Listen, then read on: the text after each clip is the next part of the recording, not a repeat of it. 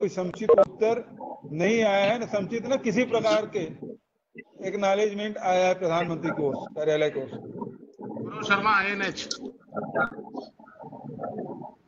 मुख्यमंत्री जी नमस्कार, मैं ये पूछना चाह रहा था कि अगर स्थिति बेहतर बनती है, स्थिति आर्थिक संकट से बाहर निकलती है, तो जो आप न्याय योजना के तहत किसानों को राशि 4 किस्त में देने जा रहे हैं, क्या वो किस्त कम हो सकता है? क्या उनको पहले ही राशि प्राप्त हो सकती है जिससे उनकी आर्थिक स्थिति सुधरेगी?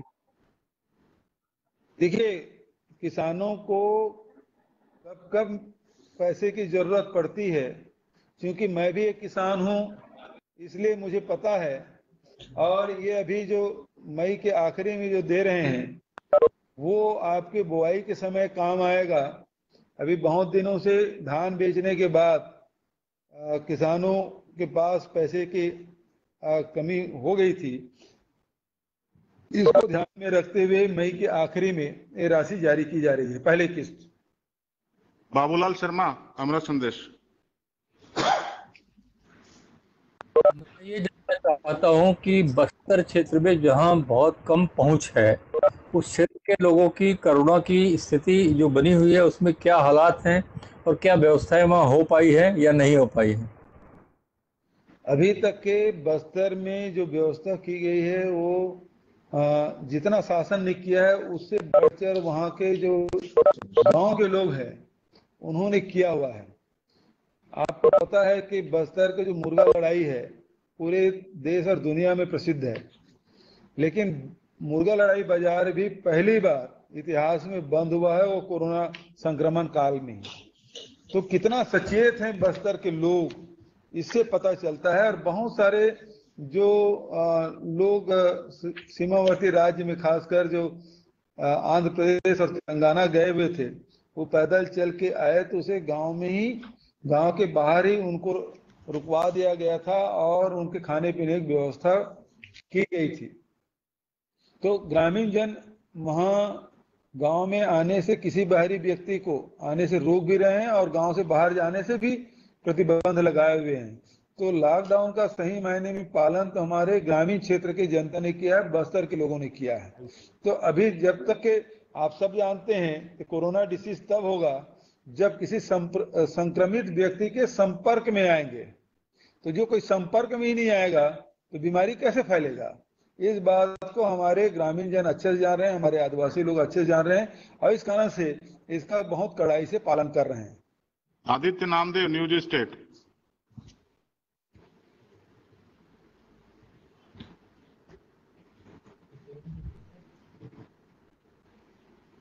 नहीं जुड़ा है वो। फिर से पूछिए। हाँ पूछिए। हेलो, आदित्य नामदेव नहीं जुड़ा, पता है जुड़ा।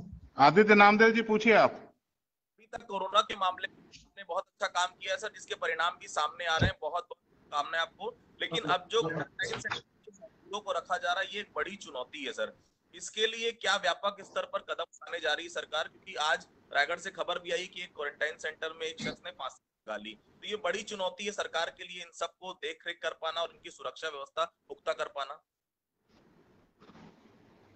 बिल्कुल सही बात है। जब ये संख्या जब लाख से ऊपर हो और उसकी व्यवस्था करना तो उतना ही कठिन है। लेकिन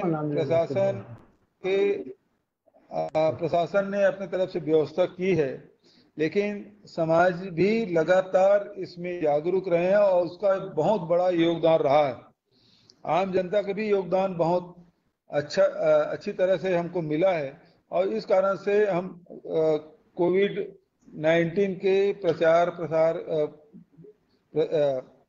बढ़ने से रोकने में हमको सफलता मिली है।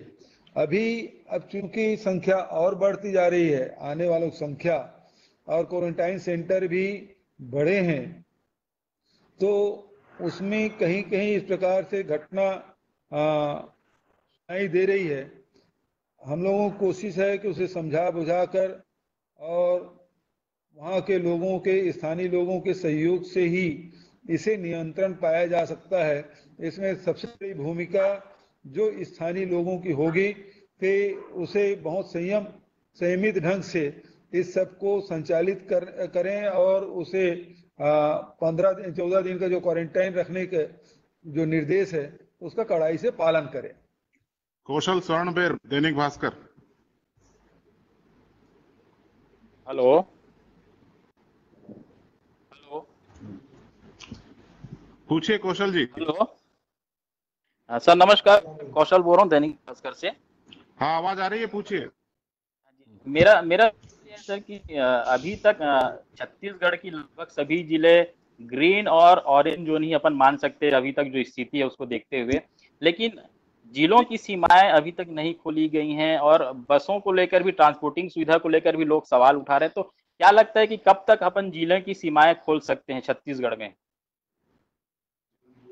देखिए, जब तक के ये यात्री जो श्रमिक हैं वो जो ट्रेन से आ रहे हैं और सड़क मार्ग से आ रहे हैं, जब तक के इसे पूरी तरह से आवागमन पूरा नहीं हो जाएगा तब तक के रोका जाना उचित होगा, क्योंकि हो सकता है इसमें कोई संक्रमित हो और ट्रेवलिंग अनुमति दे दें तो ये कोविड के प्रसार करने का एक माध्यम बन सकता है। इसलिए जिलों के जो सीमा है उसे अभी रोका जाना ही उचित होगा।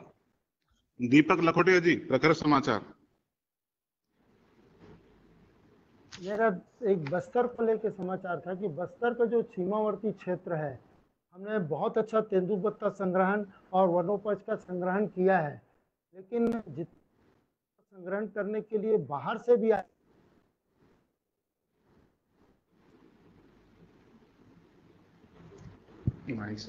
आपकी आवाज नहीं आ रही है। माइक तिरछा हो गया। माइक आपने घुमा दिया है और आपका चेहरा भी दिखाई नहीं दे रहा है। कैमरा भी ठीक करिए आप और माइक भी ठीक करिए। ऐसा बस आवाज नहीं जा रही। भाई आवाज ठीक आ रहा है, चेहरा दिखाई दे रहा, आवाज आना चाहिए। हाँ नमस्कार। हाँ। आवाज बस्तर में जो एकदम सीमावर्ती नहीं आ रही है हमारा आंध्रा। सर प्रश्न उनका ये है कि बाहर से लोग जो लघु वनोपज संग्रहण के लिए आ रहे हैं तो उनकी प्रिकॉशन के लिए क्या कर रहे हैं, तो उसी का देखिए, पिछले वर्षों में जो ठेकेदार हैं वो अपने मजदूर लाते थे, खासकर जो फड़ से बोरा तेंदुपत्ता को बोरा में भरने और ट्रक में लोड करने के लिए। लेकिन इस साल उसे केवल अपने जो मेट है जो गिनती करते हैं और उसे लोडिंग करने में जो छल्ली करते हैं, भराई में जो मदद करते हैं, इसलिए केवल 5 लोगों को ही अनुमति दी गई है। बचत स्थानीय लोगों के माध्यम से ही उसे बोरा में भरने और ट्रकों में लोड करने के लिए कहा गया है। केवल 5 ही लोग उसके साथ आए हैं और वो भी टेस्ट करने के बाद। बाकी लोग नहीं आ पा रहे हैं ना। और अभी बारिश हुई बहुत। हेलो आवाज आ रही है मेरी? मेरे दूसरे का आमंत्रित करिए। अवधेश मिश्रा, न्यूज 18। अवधेश मिश्रा। में न्यूज 18 से आपको तो सबसे पहले बहुत बधाई कि हम लोग कोरोना मुक्त राज्य बनने की ओर आगे बढ़ रहे हैं। 4 कोरोना के पॉजिटिव केस हैं, लेकिन जिस तरह से WHO हो या फिर विश्व भर की जो शोध कह रही है कि जून का महीना सर्वाधिक संक्रमित महीना होगा, हमें सचेत रहना होगा। तो खास करके जून के महीने को लेके, क्योंकि हम आदिवासी राज्य के हैं, 80% लोग गाँव में रहते हैं, जून के महीने को लेके हमारी क्या तैयारी है सर, ये जानना चाहता हूँ।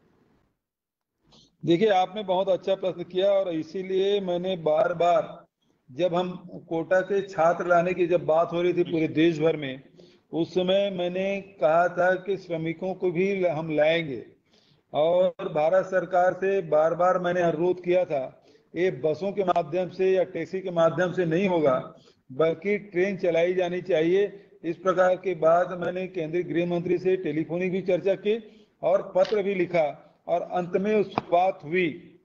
वो इसलिए किया गया कि ये मई का महीना है, वो हम लोगों के लिए सही है, क्योंकि जून में बारिश शुरू हो जाती है। तो मई के महीने में ही जो हमारे श्रमिक हैं या बाहर में रह रहे हैं वो यहाँ आ जाएं, 14 दिन लॉकडाउन में रहें, तो उससे होगा ये कि लाखों की तादाद में जो लोग आ रहे हैं उसे घर में प्रवेश करने की अनुमति मिल जाएगी। अन्यथा बारिश लगने के बाद उसे बाहर में रखना, घर से बाहर रखना बहुत कठिन होगा, क्योंकि हमारे पास सीमित साधन है। क्योंकि गांव में एक आध स्कूल है, एक ग्राम पंचायत भवन है, या फिर आंगनबाड़ी का केंद्र है, या कोई सामाजिक भवन है, इसी में ही हम रख पाएंगे। तो अभी गर्मी के दिन में तो कैसे भी कट जाता है, लेकिन बारिश के दिन में जब तक के सर के ऊपर छत न हो तब तक के आदमी को, व्यक्ति का गुजारा नहीं हो सकता। लेकिन छोटे छोटे घरों में बहुत सारे लोग एक साथ रहेंगे तो ये कोविड के फैलने की संभावना बनी रहेगी। इसलिए मैंने जोर देकर मई महीने में ही ये आवागमन पूरी हो जाए, उसके पहले पूरी हो जाए, ये मेरा प्रयास था और उसमें सफलता भी मिली। और सारे ट्रेन आने भी शुरू हो गए हैं और 2-4 दिन में सारे ट्रेन आ भी जाएंगे, और जो बचत है उसकी भी हमारी कोशिश है। राजेश जोशी जी, नवभारत। सीएम साहब नमस्कार। सर मुझे एक सवाल पूछना था कि क्या राज्य सरकार अन्य राज्यों की तरह पेट्रोल और डीजल पर वैट लगाने जा रही है क्या? कल कैबिनेट हो चुका है और इसमें हमें कोई फैसला नहीं लिया। इसी से समझ सकते हैं कभी पेट्रोल और डीजल के में वेट बढ़ाने के कोई हमारे पास प्रस्ताव नहीं है, न विचाराधीन है। रमेश शर्मा, राष्ट्रीय सहारा।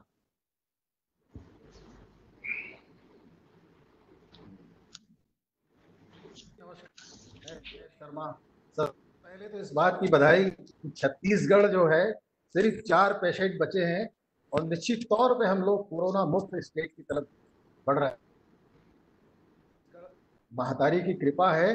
और मुझे याद है कि सबसे पहले जब कोरोना फैला था 17 मार्च को, तब आपके निर्देश पे जो सीमाएं सील कर गई थी और स्कैनिंग करके जो तमाम लोग आने दिए जा रहे थे, उसका बड़ा व्यापक प्रभाव पड़ा। और आज मेरी जो दिल्ली भी बात होती है, इवन मेरी डॉक्टर हर्षवर्धन से बात हो रही है, वो भी इस बात को अप्रिशिएट है। और दिल्ली में जो तमाम ऐसे बेचैन राज्य हैं जिनके पास सारे इंफ्रास्ट्रक्चर है, आप ये देखिए कि हमारे पास सिर्फ एक एम्स है, लेकिन हमने कोरोना को कंट्रोल कर रखा है। मैं अपने सवाल पे आता हूँ। सवाल मेरा ये है कि आप 30,000 करोड़ रुपए की तो मांग कर रहे हैं। आपको मेरी आवाज आ रही है? जी, कट कट के आ रही है, लेकिन आ रही है। सवाल दोहरा दीजिए। मेरा सवाल है कि आपने 30,000 करोड़ रुपए मांग की है केंद्र सरकार से और 1 रुपया नहीं मिला है, तो आने वाले समय की चुनौतियां होंगी, खास तौर पे जिस तरह की थ्रेट्स सामने आ रही हैं।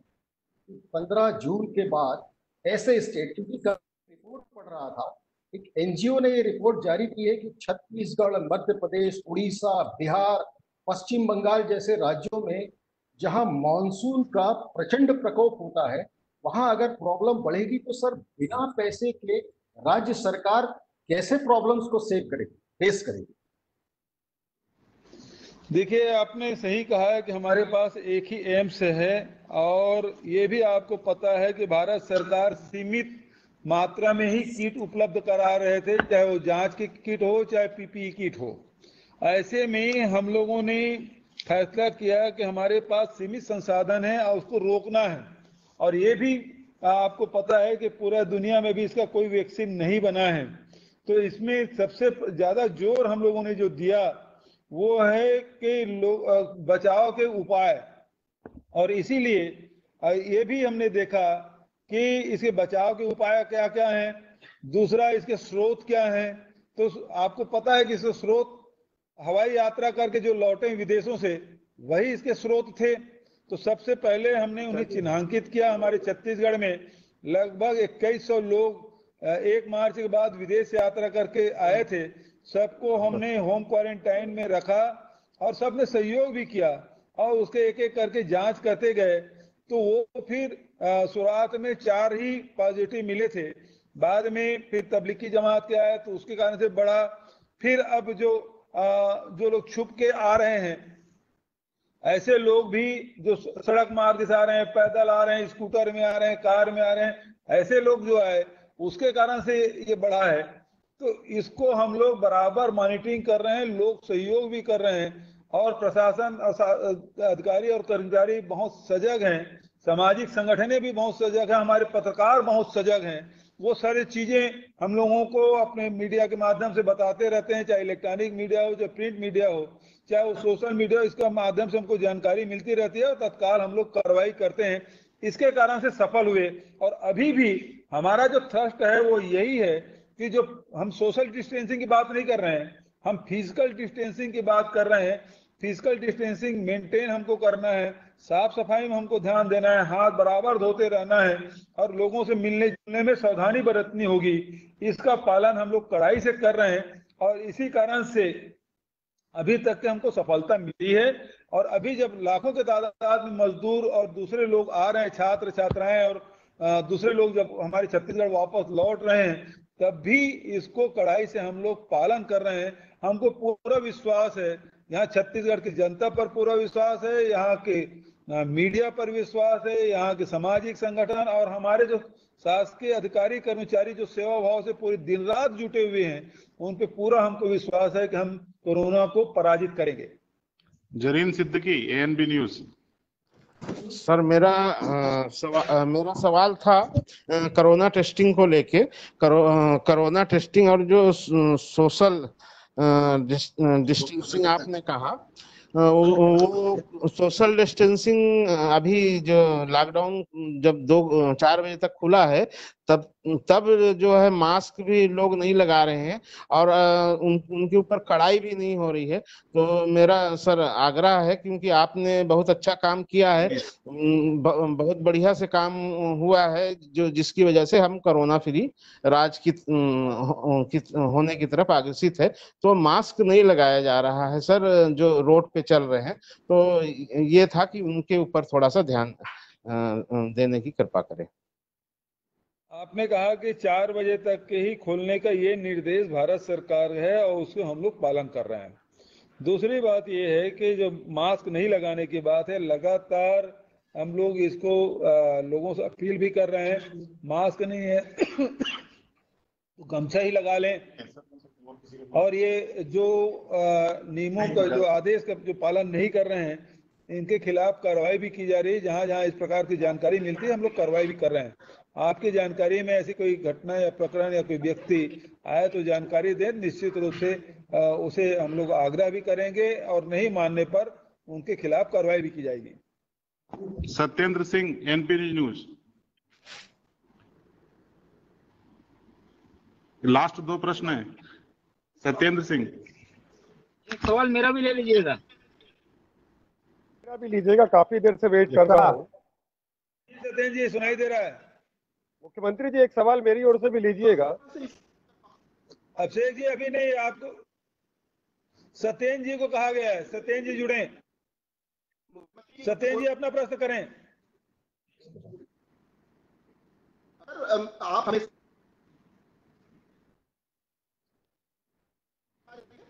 हाँ सुन रहा हूं जी, आ रही है।